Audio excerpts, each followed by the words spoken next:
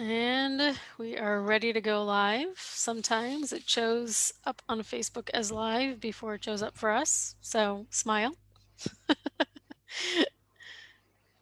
And we are ready to go. Hello, everyone, and welcome to our Good Deeds Day Facebook Live mini-series. We're back from our vacation, and we are glad to be with you. As on this series, I'll remind you, we speak to leaders from all over the world. Really addressing many different topics that we feel are relevant for you as our volunteer community, as our leaders, really inspiring us with the work that they're doing every day around the world. My name is Tova Gar, and I oversee global partnerships and sponsorships here at Good Deeds Day. And today I'm honored to be interviewing Herbert Lewy, the General Manager of Microsoft Caribbean. So first of all, welcome. Thank you for being with us. Thank you so much, Tova and Good Day for this opportunity to be in touch with your people, with your audience. I had a chance to do it in the past, and it was a great experience. I hope that everyone can participate, can send their questions and comments so we can enrich this conversation as much as possible. So thanks again. Absolutely, and we're happy to have you with us again. For those who may not know, we had the honor of listening to Herbert already in our World Leaders Call that we had, and unfortunately, there was no back and forth. And so this is a great opportunity for whether you heard him before. I can promise that what you're going to hear is valuable, and this is also an opportunity to ask questions. So for those who don't remember or are with us for the first time, this is your opportunity. Both to ask questions, but also I would love for you to, in our chats and comments here, let us know who you are, where you're from. We always love to hear. So make sure to do that right now as we're speaking. And I'll start by first introducing Herbert, because you have an interesting, I think, an interesting background. I think we all do, honestly, when we think about people and who they are. I think it's one of the things that I've discovered over these calls is we're all interesting individuals. Somebody once said to me when they interviewed, they're like, "You're really interesting." I said, "We all are. The question is, do we ask, right? And do we listen to who people are?" So with that introduction, I'll tell you a little bit about Herbert, who was born in Montevideo, which I'm always mispronouncing, Uruguay, and has lived in Puerto Rico for the last 13 years with his wife. Is it Elaine? Did I say that correctly? Eliane, Eliane. everyone Eliane. call her Ellie. Okay, so Ellie and his children, Dana and Roni. He started his professional journey in Xerox in 2004, and he joined InfoCorp Uruguay, a Microsoft regional partner focused on infrastructure and software development services. After working with Microsoft through InfoCorp for 8 years, he joined the company's enterprise segment division in 2012, and today he's the general manager of Microsoft Caribbean, hence the background that you see. So he may not be in the Caribbean right now, but he's in the Caribbean in spirit, and I would like to be in the Caribbean in spirit too, if I might add. So first of all, again, welcome. And I'm reminding all those who are listening, this is your opportunity to share with us both where you're from. And as you listen in, share with us your questions. First of all, I'll say we have welcome Dana. We have here Kahadka. And as I always do, apologize for mispronouncing names. You know that I'm bad at it. Who's with us from Nepal? Let's see who else we've got here. Oswald from Zimbabwe. Good to have you with us. So bring them on. We like to see that you're here and that you're with us. And again, as you have questions, write them up, and we will give some opportunities throughout the presentation. We'll kind of take a pause and answer some of those questions. So let's get us started.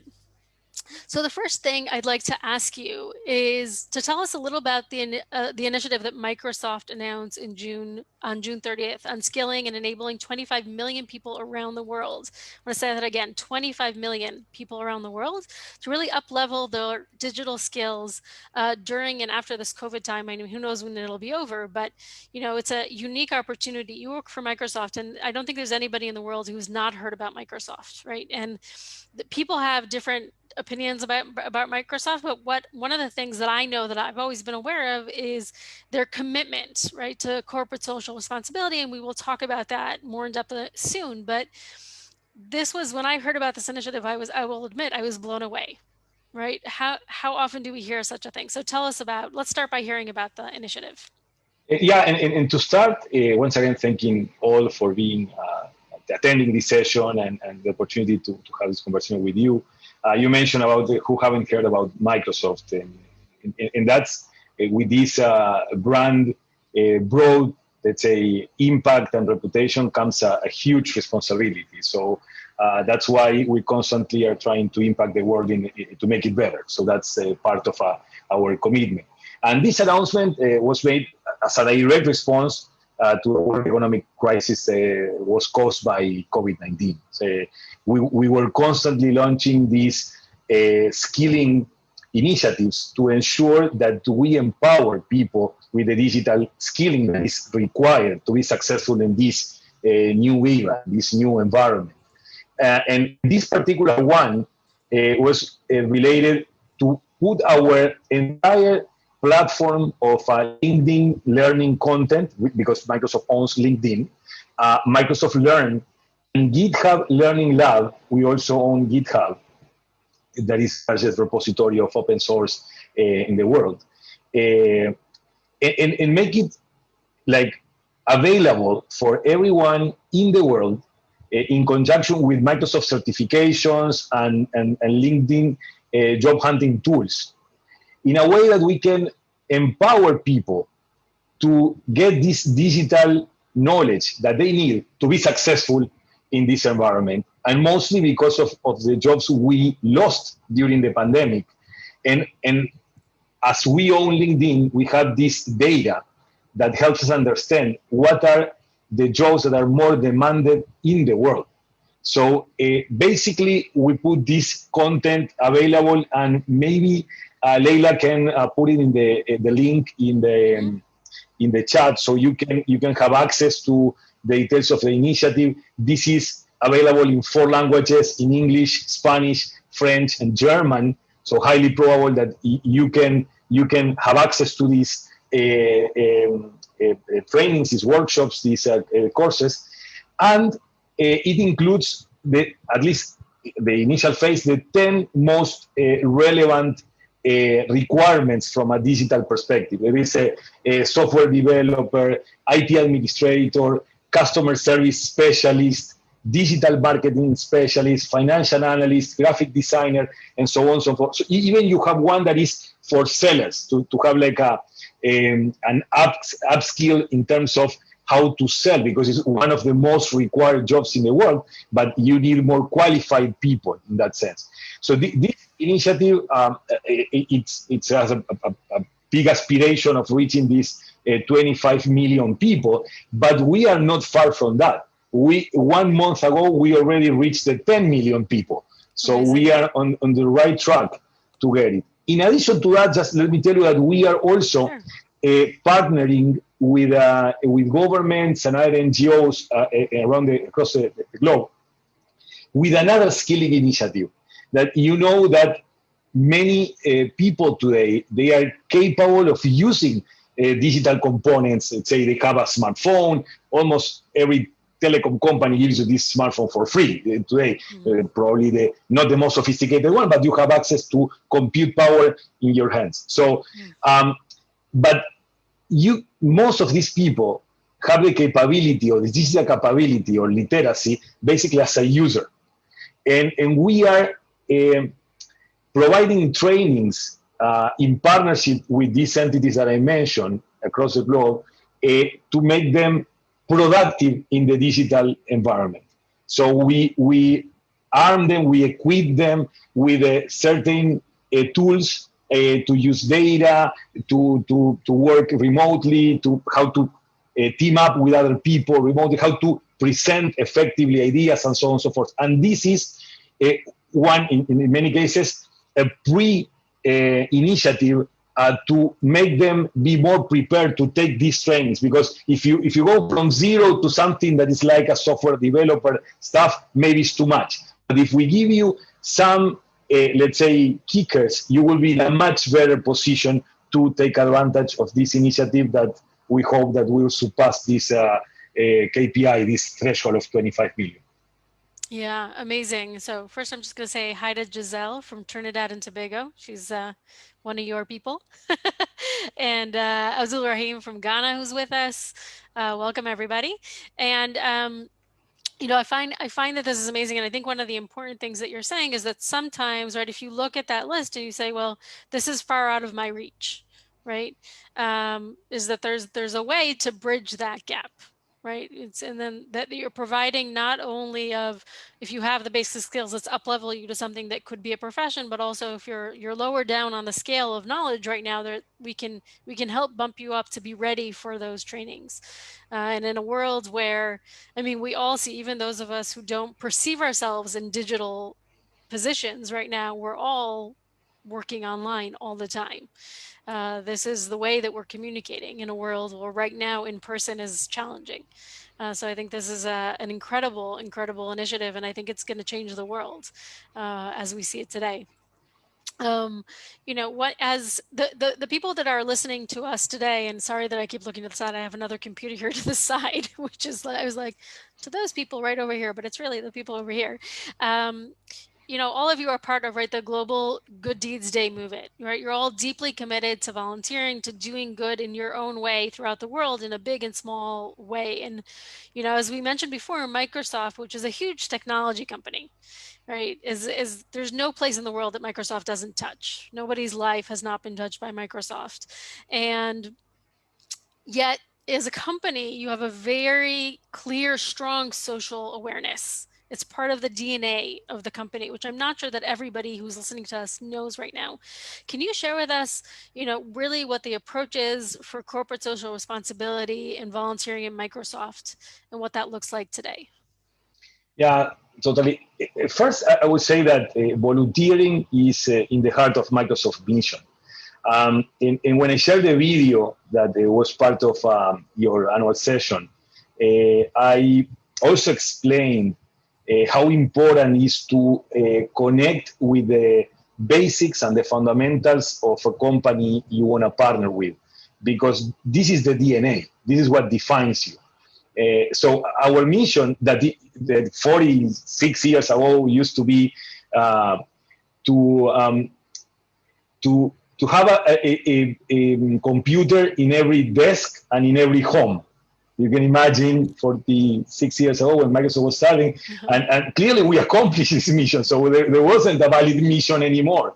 So the company, and mostly when Satya Nadella, our CEO, came on board 6 years ago, he was in the company for 20 something years, but he started as a CEO. He made some important changes, and he went back to the roots, and he made this change in the mission. Our current mission is to empower every person and every organization on the planet to achieve more. So it's a much more impactful one.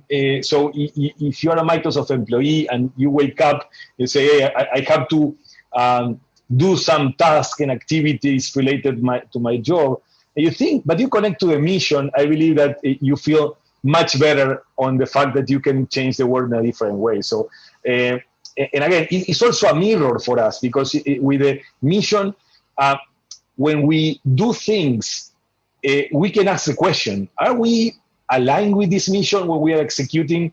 How are we up to our mission in terms of the leveling that we need to have to impact the world in the way we are proposing? So this is key. And going specifically to the volunteering, the most valuable asset that Microsoft has is its resources, its people. We have 150,000 employees in 190 countries, as you mentioned, impacting the entire world. And just to have like one idea of what Microsoft is doing, we have 3 days for social responsibility activities that are paid vacations, specifically to do that.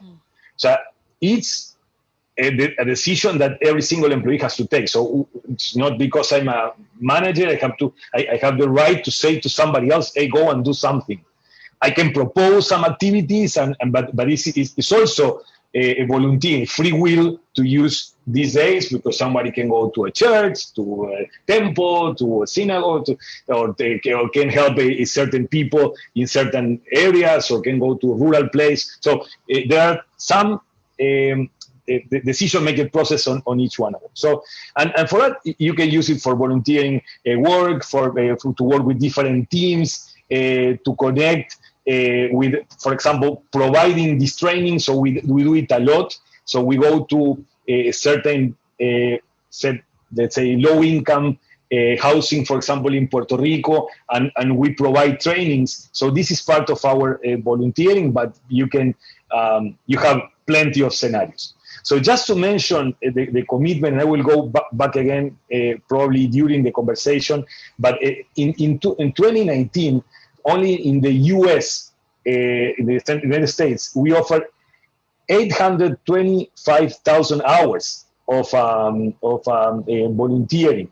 And we broke a record of $181 million that were given by employees Mm-hmm. to 23,500 nonprofit organizations and schools around the world. So it's super, super impactful.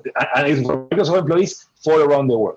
So Microsoft every year publishes a corporate social responsibility, let's say, report as part of our annual report that was published actually yesterday. So it's super recent. But if you enter there, and maybe I can ask Leila to publish the link also to have access to it. Oh, okay, so she's super fast. She's super fast. She's super fast. So the thing is, you will be able to understand what Microsoft does in terms of corporate social responsibility in multiple areas and categories as human rights, the environment, sustainability, artificial intelligence, that we have to work a lot on many aspects that are not particularly the ones related to technology. Technology is probably the easiest part, and now we are very advanced. Our diversity and inclusion practices worldwide, so we take it very seriously, and also in the area of non-profits. Yeah, there are a lot of different areas, and I think that what I love that you're saying about Microsoft, right, is that you give the time for your employees to volunteer, and you give them the opportunity to find their own passion, right? And do something that they feel committed to. And so I'd like people who are listening to listen to this with two ears, right? One, as if you're an NGO and you're working with companies, right? From the volunteer perspective, right? How can you help them find things that they are interested and committed to?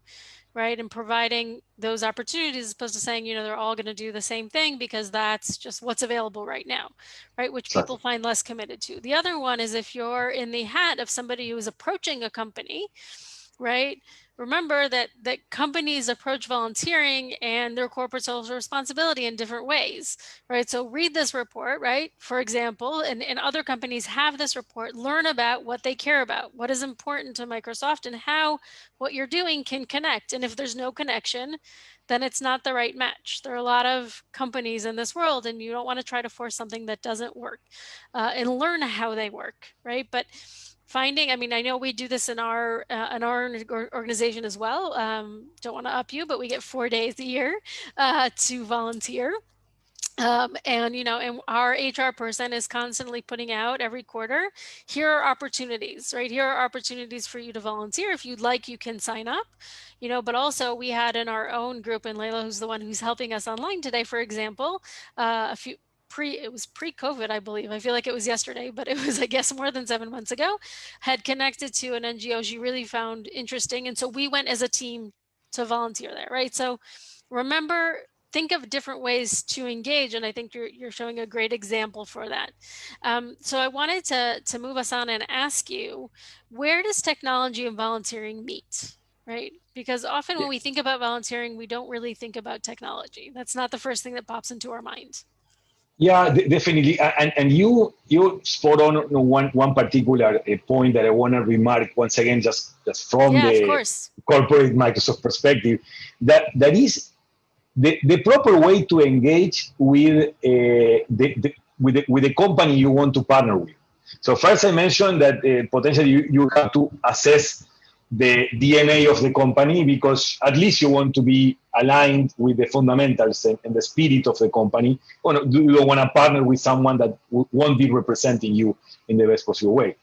But then, and mostly when you talk about multinationals, that probably for local companies and local decision-making power, like in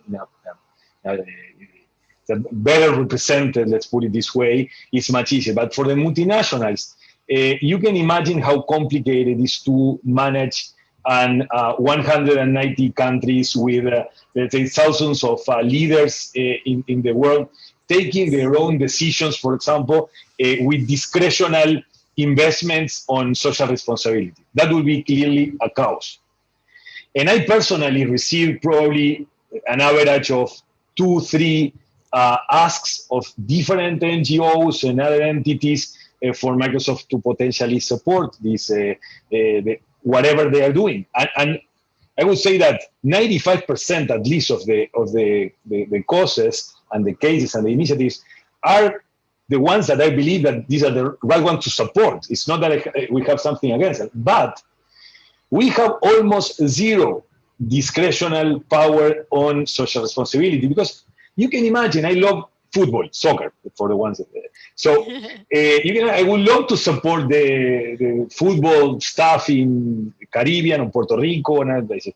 And maybe someone else can want to support cricket in India or wants to support basketball. So that's why we are super organized, and the best that you can do is hopefully to understand how to connect with Microsoft in this case.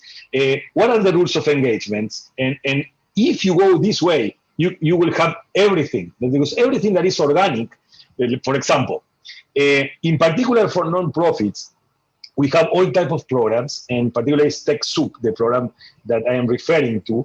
So for most of the companies that comply with the 501c3 form from Treasury or compatible ones, you are entitled to receive some products and services for free, some other products and services super discounted.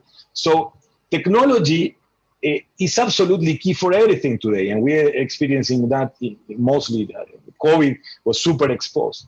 So having the chance to go into this wave of digital transformations for NGOs is absolutely crucial.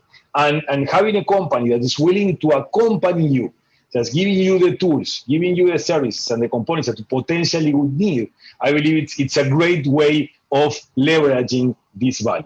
Mm-hmm. In particular, I would refer to once again to the annual report we just published, and it came with a letter of Satya Nadella.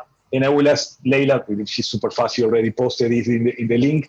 But if you want to navigate the entire letter, because it's the CEO of the company expressing how he feels and how he connects with the current with the moment in time, and what is Microsoft's position and our accountability in this particular moment in time, our role. And in particular, I just have a piece, a paragraph that I wanted to read because it's exclusively related to nonprofits and how we connect with that. If you allow me, Tova, yes, I would like to read, but I will read it now because I believe it's important.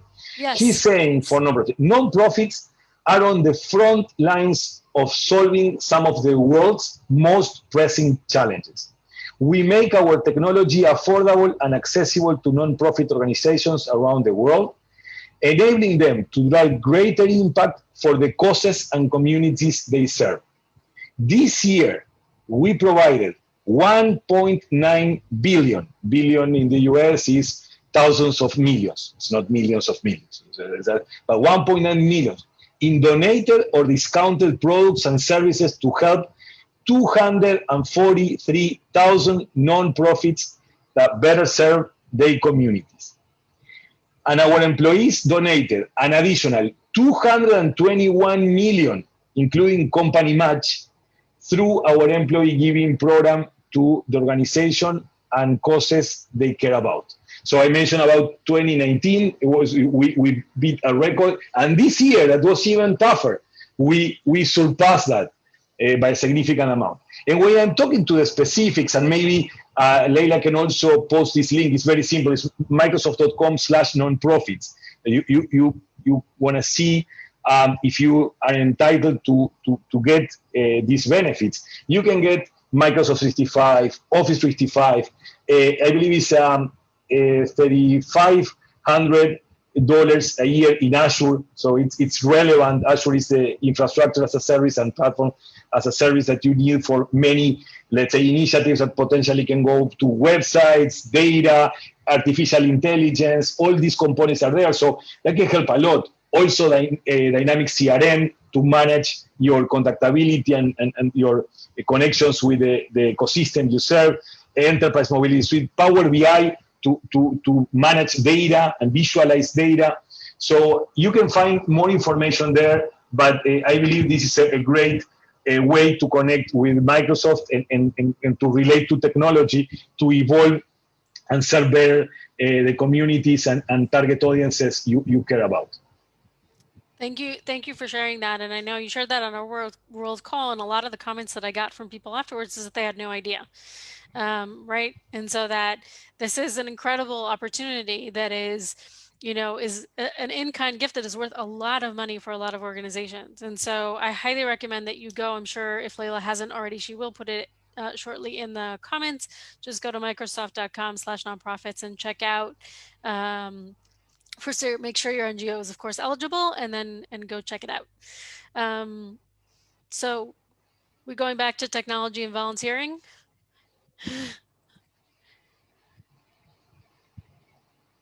Can you hear me, Herbert?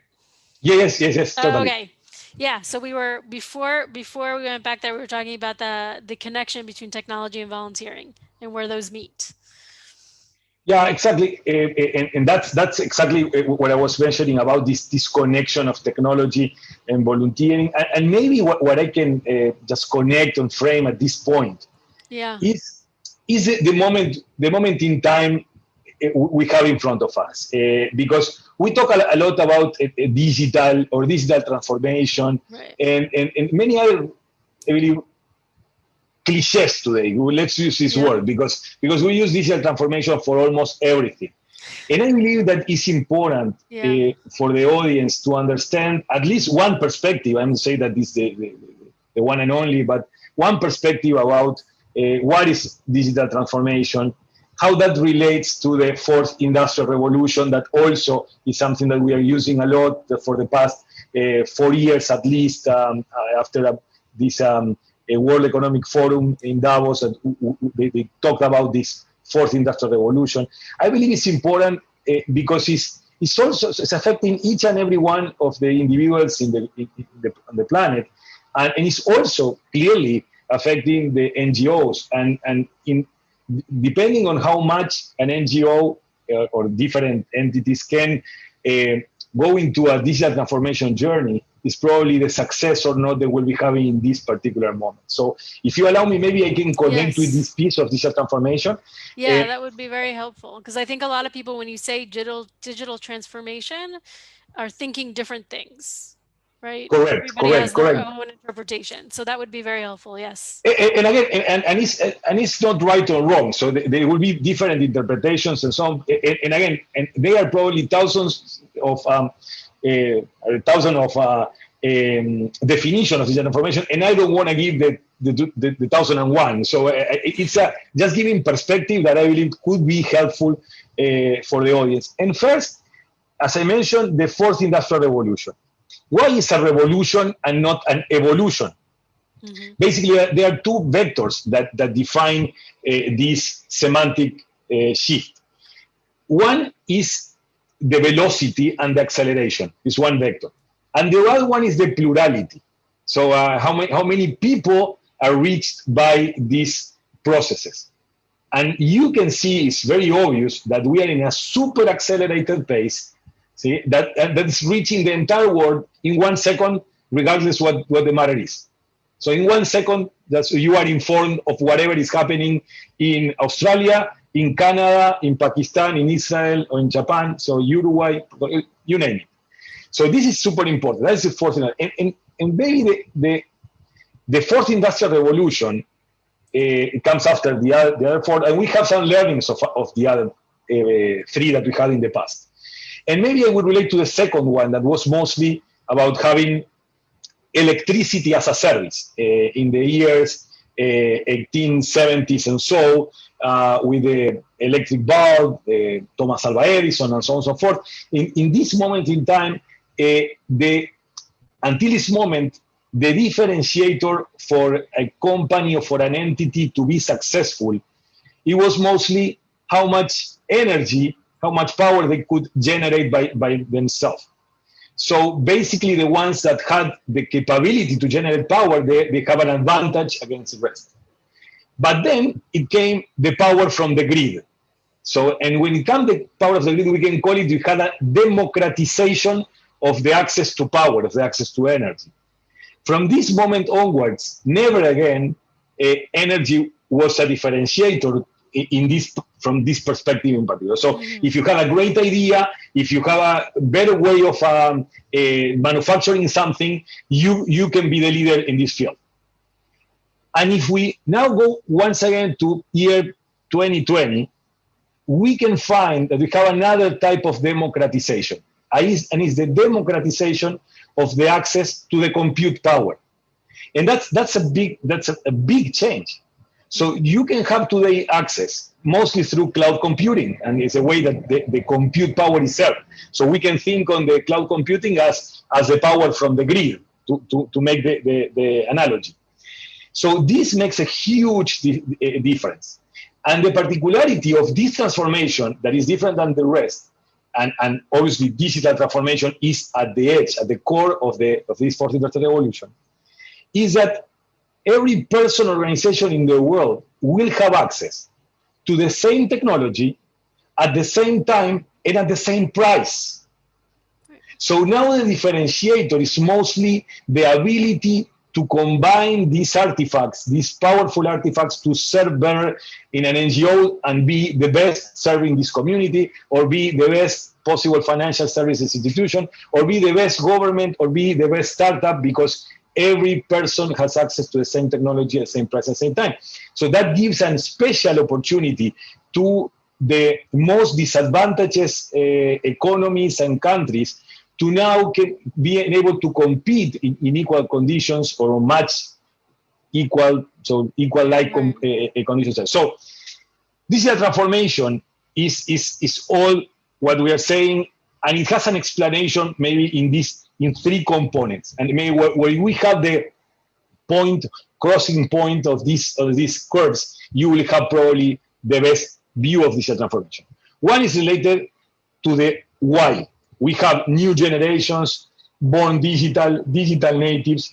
So this is making this process advance in a very accelerated pace. So the new kids, they don't know what is a telephone with a cable. So it's completely, I almost don't know neither, because I was born a couple of decades ago, so I'm just kidding. So then you have the what, and the what has to do with the experience economy. And you have more and more environments when everything is about your experience.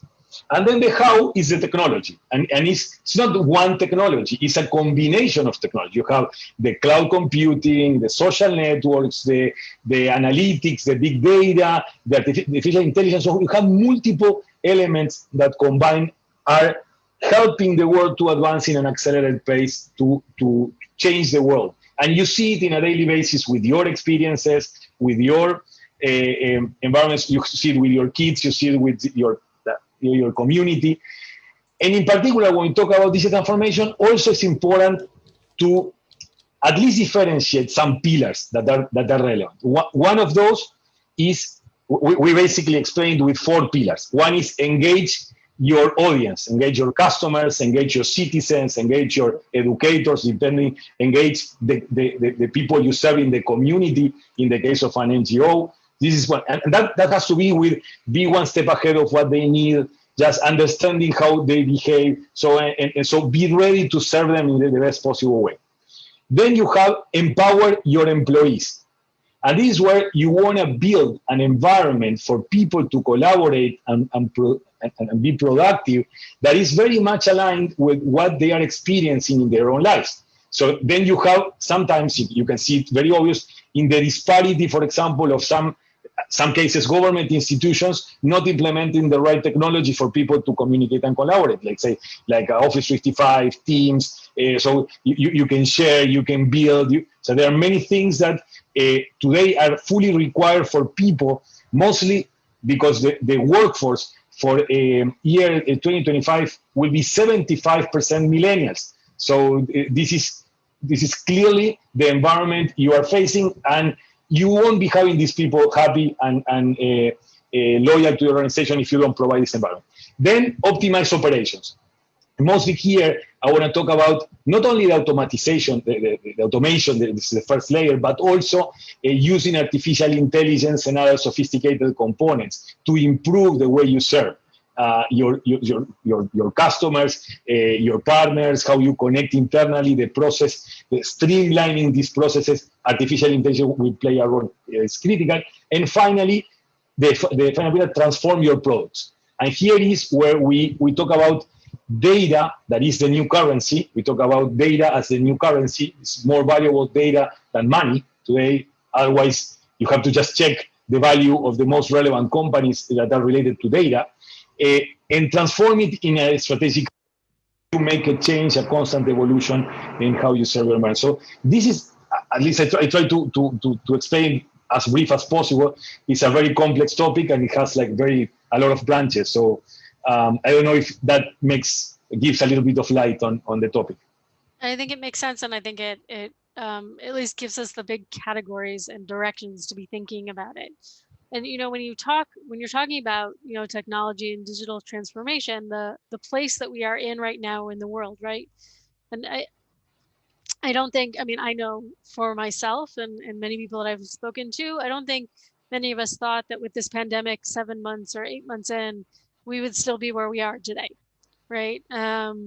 Many of us, me included, thought this was a big deal, but it was gonna be short-lived, or it would look different. I think what I've learned is that we don't know anything, and nor will we. But really, what role does this play in the world that we're living in today, in this situation? How can this help us? How can this help us, kind of get through this and survive and be more successful in this world as it is today?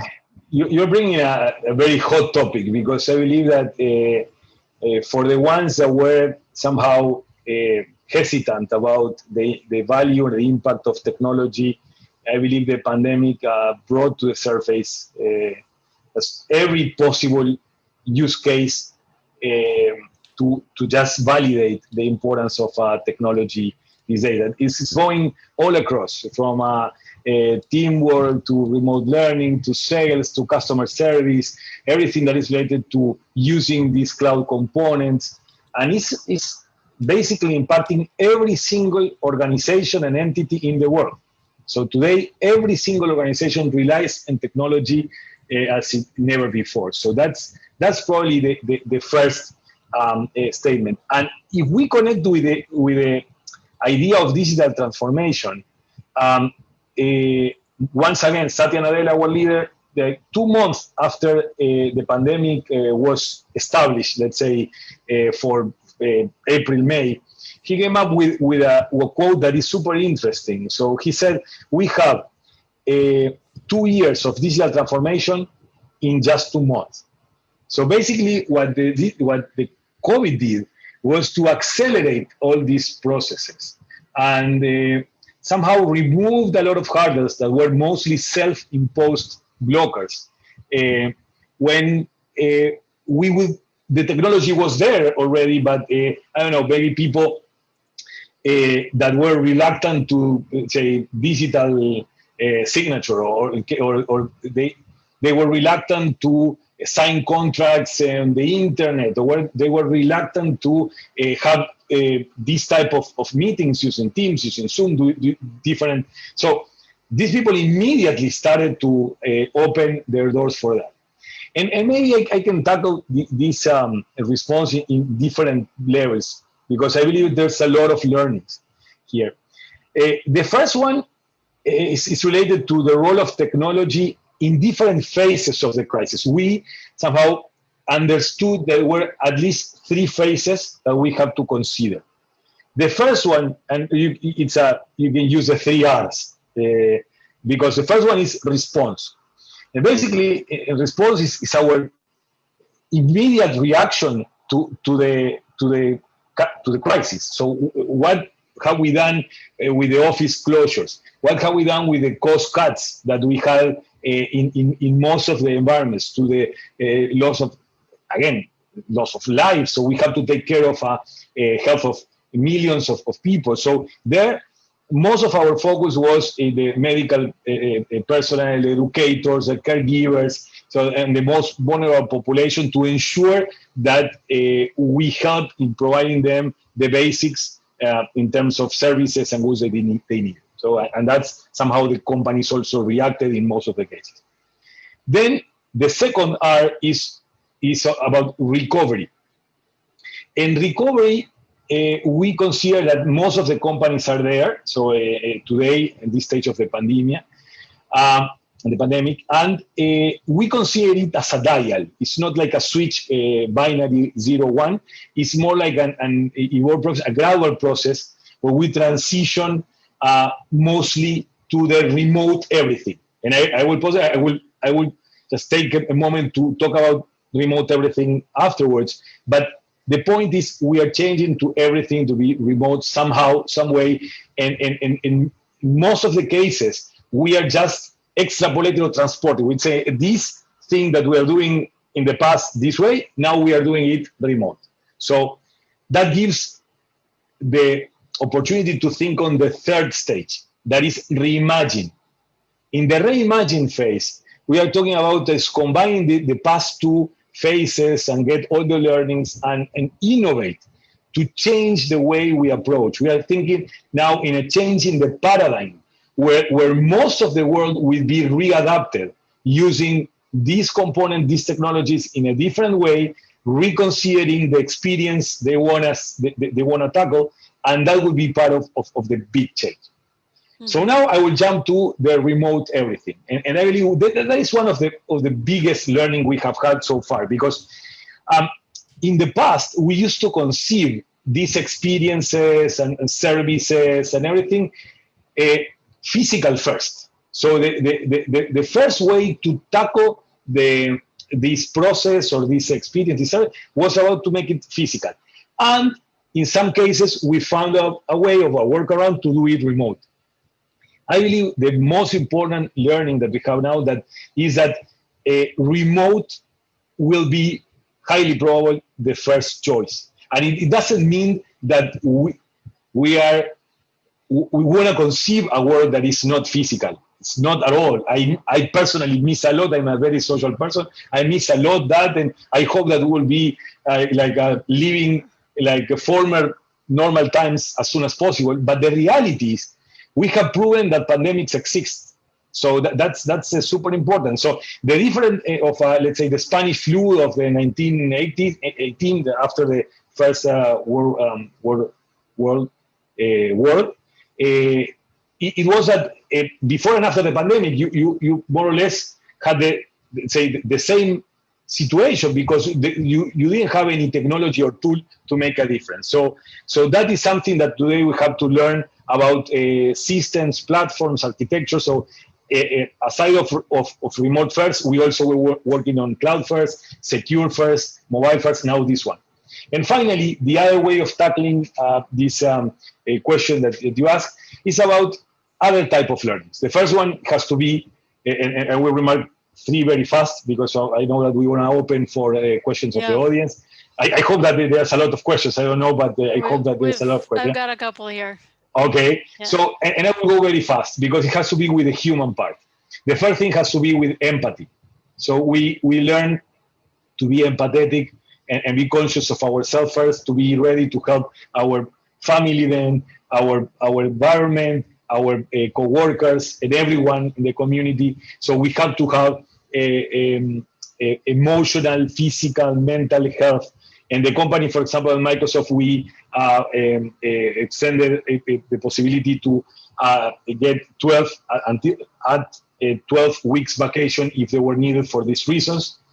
The second thing is how we realize how important is to work, the teamwork, how important is the other individual in your life. You depend on so many people, rely on so many people, and to make it happen today, you need to really gather these efforts and join forces with the rest to be able to produce or to deliver. And the third one is about the role of each and every one of us in these situations, this crisis, mostly about being able to provide a relevant impact on the ecosystem, to put it this way. And also, we talk about the first responders, and mostly these people that I mentioned, in the first line of fires.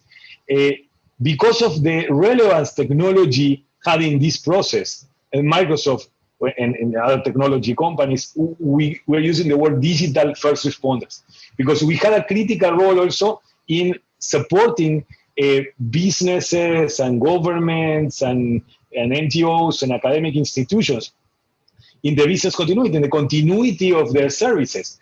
And for that, technology is absolutely key. There's no other way to make it happen. So these are some of the learnings. And again, maybe we can open now for questions. Yeah, well, I'll move on to and I'll share with you a couple of questions that we've got that have come in. And I think you shared a lot. And if we had time, I would unpack many things that you said, but the one thing that I want to, and it has to do with the last thing that you said that I want to point out, because I think that, you mentioned how, we gave a lot of attention at the beginning of the pandemic to what we call the frontliners, right? And especially our medical staff. And I think that one of the things that I am noticing as time goes on, and I think the digital world has made this possible, is, excuse me, is that we are all frontliners in different ways, right? We are all giving support. First of all, we are all in need and we are all giving support. So the definition of who is a person in need has changed. And it is much broader and much wider than I think we would have ever imagined. And second of all, those of us who are able to give support is much wider and much broader than it ever could have been, even at a time where many of us are not able to see people in person in the way that we could have, which I think is in a great way, thanks to technology and what it is affording us. So I just kind of wanted to put that out there. So let's see. Okay, so we have a question for you here. And I apologize in advance to those who wrote the questions because I don't have who you are, but you know who you are. So it says, given what Mr. Lewy has said, right? Levy, I call it, because you have a W, I call it Lewy, but it's Levy has said. It's German, so it's a yeah. Where effectively the world has learned to adjust in 2 years of digital transformation in effectively 2 months, right, which is what you just mentioned. The question is, how can we, as Caribbean NGOs, so this is coming from the Caribbean, transition as easily to supporting our communities and initiatives with the use of technology, given the challenges globally with connectivity? Any supporting ideas?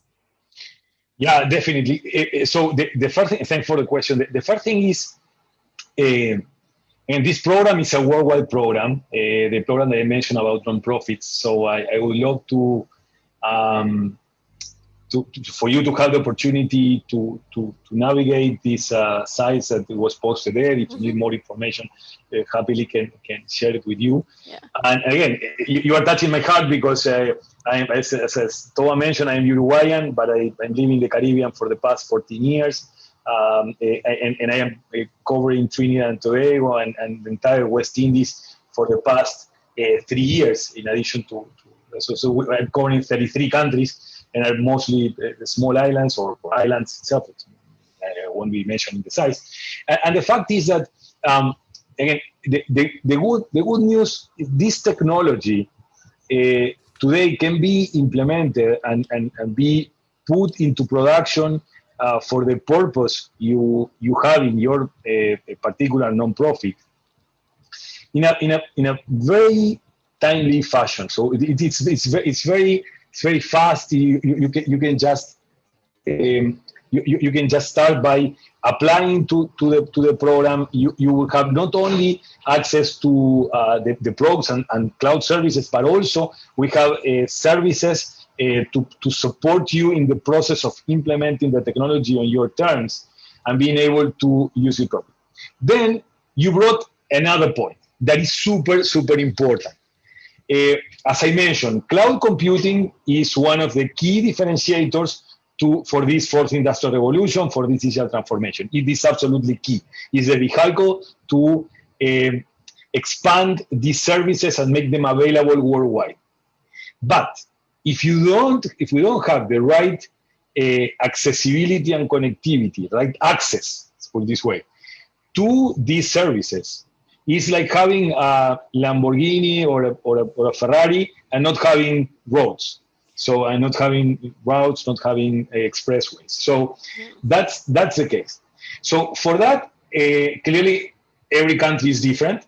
Let me share with you one other philanthropy initiative that we have worldwide that is precisely to give access to the rural communities, the rural areas. Why is that? Because rural areas normally are not so, let's say, appealing for the telecommunication companies because you cannot have the right return on the investment because you have people are spread, so you have to expand your network just to cover a couple of homes and so on and so forth. So there's one worldwide initiative that we call it Airband. I can write here maybe, and you, if you navigate the links that I sent you, you will find also the initiative Airband, and you will be seeing in the annual report about Airband. In particular, what we do is we investigated in our philanthropy's centralized team the most cost-effective technology that could be helpful for giving access to people in the rural areas. We found out that there is one type of technology that it calls TV white spaces. Basically, it uses the spectrum that is not used by transmission of TV, of television, to transmit broadband, to generate access to broadband. And this particular technology is very cost effective, so we can invest on that. You can also serve communities without having what we call line of sight. It's not that you have to, it can go through a mountain, for example, and can serve a community that is in the other side of the mountain. So we have different initiatives worldwide related to this technology, and we normally partner with ISPs, services providers, internet service provider, or telecom companies, just to give this service because you have to maintain them afterwards. So we help to enable to generate the muscle, and then it has to be covered by everyone. And in most of the cases, it's not that people want to pay zero. It's that they want to pay, but they cannot receive the service because no one wants to provide the service. So it's not about just having a difference with other citizens. It's mostly to have a, let's say, democratic approach to this. So in the case you're in the Caribbean and we're interested in something like that, maybe we can connect and see what we can do. Again, super important, as I am in a multinational that is super strict with policies. When I am saying that something is like I just mentioned, or the things that we can provide, just use the word exploratory at the beginning, because otherwise I can fall into a side agreement. I am not committing to something, but I'm committing to explore the chance of making it happen, and it's on my best interest to make a great impact in the rest of the Caribbean, for the case of the question. And for the people that are in any other part of the world, also you can explore it, and you can push the local people in Microsoft to explore the way of making it happen. Yeah, and I think that's a good point, right? Because you answered already, by the way, several questions that I had here from people in India and in Zambia, I believe, and which actually referred to the rural area question. And so I think that actually gives exactly the answer to what they are asking for and looking. And so just to make clear, you shouldn't all be coming to Herbert no matter where you are around the world. That's not his responsibility. He's lucky that I believe it was Giselle from the Caribbean who posted that question, and therefore, she can reach out to him and explore.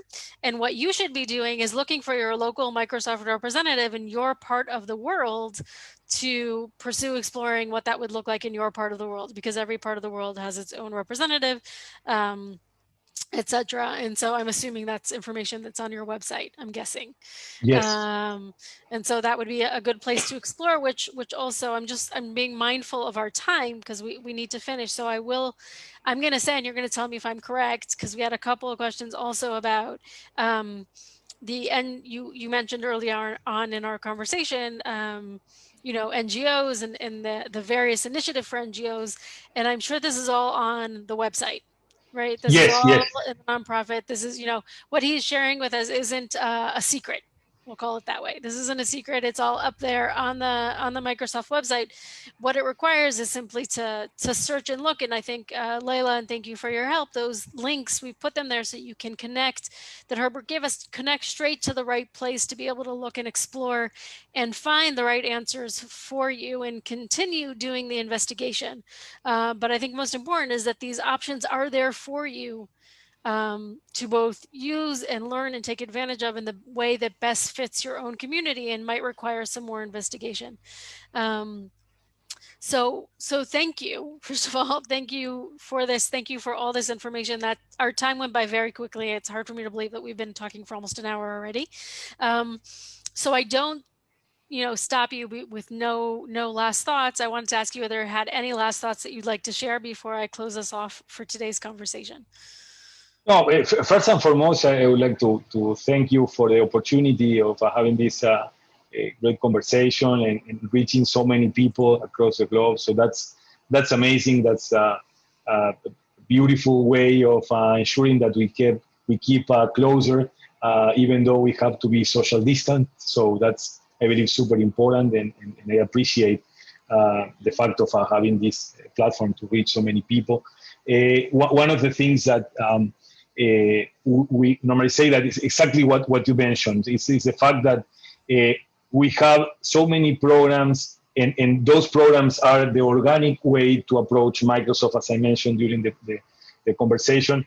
But there's so few people that know that we have all these let's say artifacts and components to provide, to give, and to help. So the best that we can have is like more people asking, more people challenging us, because as you can see, this is in our DNA, in our veins, in our blood to that make a difference in society. So we are a for-profit organization, but with a huge social responsibility commitment. So that's the spirit here. So there's no one either or. So you can be everything. You can be a super successful company changing the world and actually part of that. Actually part of how people continue to be loyal to the company is because of these things. Because I can feel that I am making a difference for many people when I do something like that. So that's part of what can inspire me and many. I'm sure that many people at Microsoft is inspired of having this chance of giving, of joining super important causes across the globe. So just once again, thanking you so much, and you know that you can count on me anytime.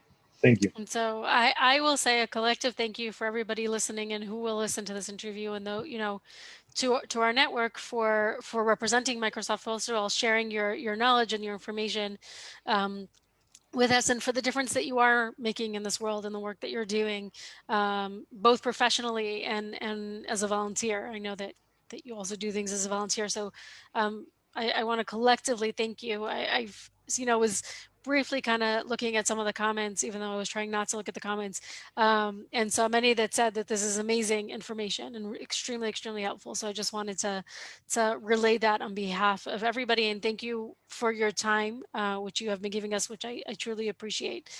So thank you again. Thank you to everybody who's joined us, whether I saw from where you are in the world, there are people who are, it's late at night, there are people who woke up early in the morning to be a part of this conversation. So thank you for being with us. Again, whether you are here live or will join us later on, both are relevant. Thank you very much. We look forward to seeing you. Our next call isn't going to be until next month, so follow our newsletter and our Facebook advertisements to find out what is coming next.